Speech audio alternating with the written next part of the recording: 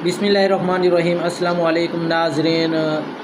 आप लोगों को पता है कि बजट करीब है और सरकारी मुलाजमीन की तनख्वाहों के बारे में क्या सोचा जा रहा है, क्या राय दी जा रही है।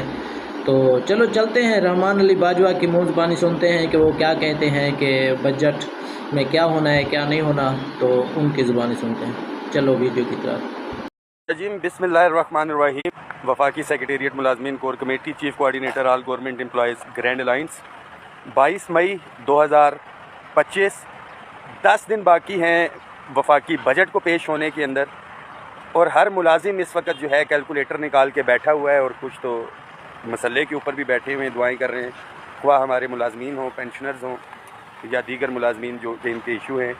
पार्लियामेंट हाउस के बाहर मौजूद हैं। आज यहाँ पे आने का मकसद आपको पता है कि एक हमारा एग्रीमेंट हुआ था वफाकी काबीना के जो 3 वज़रा हैं, राना सनाउल्लाह साहब की सरबराही के अंदर एक कमेटी बनी थी उसके हवाले से, और बजट में 30% डिस्पैरिटी रिडक्शन अलाउंस, उसके बाद डिसेबल एम्प्लॉयज़ का अलाउंस था, फिर उसके अंदर house rent medical convince allowance, hiring, ये तमाम इश्यूज़ थे। फिर प्राइवेटाइजेशन थी, पेंशन रिफॉर्म्स थे, और मुलाजमीन की रेगुलराइजेशन थी, और टैक्स रिफॉर्म्स।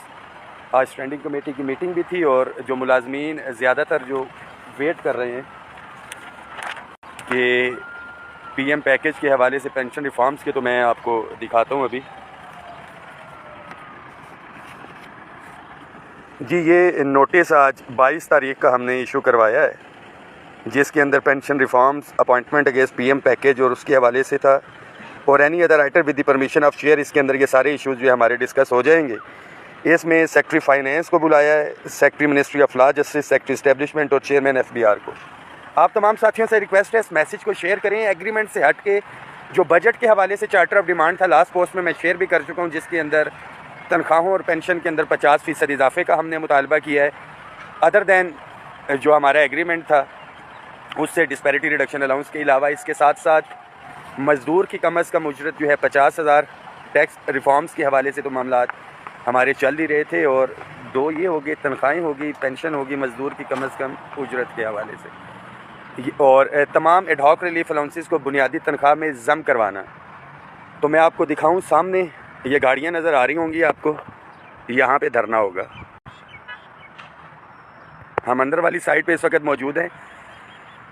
इंशाल्लाह ताला जो आज भी मेरी बात हुई है, जो हमारा रिटर्न एग्रीमेंट था वो पेश हो चुका है, सबमिट कर दिया है अप्रूवल के लिए फाइनेंस सेक्रेटरी और फिर फाइनेंस मिनिस्टर तक। डेफिनेटली ये जहन में रखें कि जिसने उधार देना होता है वो ना करने के हज़ार बहाने होते हैं, बट सबसे अच्छी चीज़ ये होती है कि आप उसके अंदर जो है कोई तहरीरी तौर पे किया होता है या चेक वगैरह आपने गारंटी का लिया होता है, तो आप उसको फॉलो अप कर सकते हैं ये सारे मामला। तो तहरीरी एग्रीमेंट 3 मिनिस्टर से, इससे आगे जो है वो कुछ नहीं कर सकते। साथी बहुत से कहते हैं ये गन पॉइंट के ऊपर कुछ नहीं हो सकता। वही मुलाजिम है आज आके सरकारी मुलाजिम है जिसको 1 हफ़्ते की छुट्टी नहीं मिल रही होती, उनका ऑफिसर नहीं दे रहा होता। तो गवर्नमेंट ऑफ पाकिस्तान के साथ जब आपका सामना हो तो बड़ा टेक्निकली अल्हम्दुलिल्लाह लेके चल रहे हैं। 2 तारीख को हर सूरत में पहुंचना है इंशाल्लाह ताला। यौम तशक्कुर हम मनाएंगे, मुझे 100% यकीन है, बट नहीं भी होगा तो यहाँ पे फिर इतना मुलाजिम होना चाहिए कि हम मुतालिबात को अपने हक़ में ट्विस्ट करें। जो 180% और 200% की बात कर रहे हैं तो वो इसलिए इनको मिले, एक तो उनकी तादाद थोड़ी, और जो एक दूसरे को गालियाँ दे रहे होते हैं, गिरबान खींच रहे होते हैं, ख्वाह PTI के हों, नून लीग के हों, पीपल्स पार्टी के हों, जमात इस्लामी के हों या किसी भी पार्टी के, वो सारे इस मुतालबे के ऊपर इकट्ठे थे, वो इकट्ठे थे, वो यकजा थे इस पार्लियामेंट में अपनी तनख्वाहों वाले एजेंडे के ऊपर। तो क्या हम इकट्ठे हैं? ये हमें अपने ज़मीर गिरेबानों में झांकना है। और दूसरी चीज़ कि क्या अमली तौर पे हम बाहर आते भी हैं या नहीं। इस मैसेज को हर साथी शेयर करें।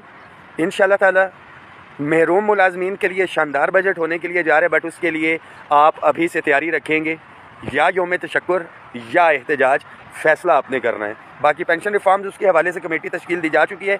बहुत से साथी कह रहे होंगे इसके हवाले से डिले क्यों है, तो ये जहन में रखें कि जो 1 जनवरी का नोटिफिकेशन है उसकी क्लैरिफिकेशन हम जो है वो जारी करवा चुके हैं।